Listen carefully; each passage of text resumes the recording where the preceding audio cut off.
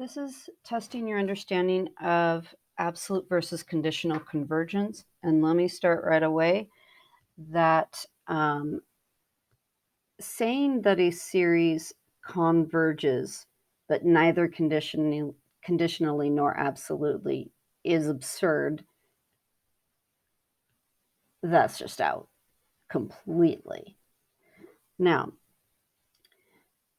often you get conditional convergence when you have an alternating series.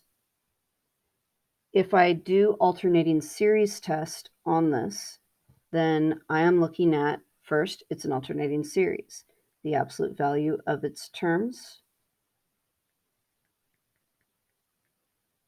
do decrease to 0.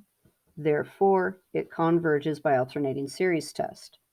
So now that one's out.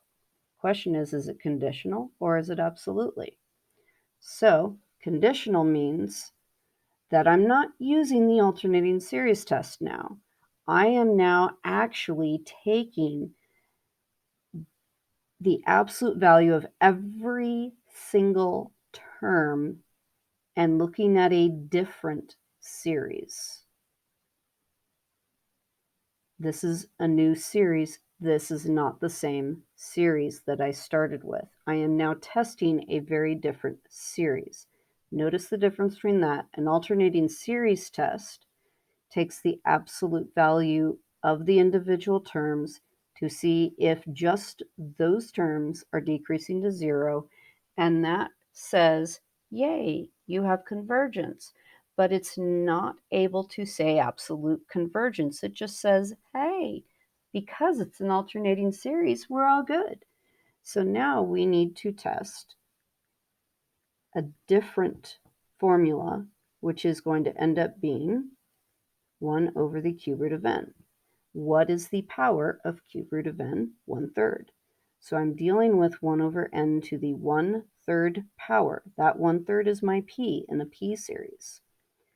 And if p is less than or equal to 1, I get diverge. So the absolute value of the terms create a series that diverges. However, if I allow the alternating series to be an alternating series, I get that it does converge by alternating series test. That is exactly what it means to converge conditionally, and it certainly does not converge absolutely.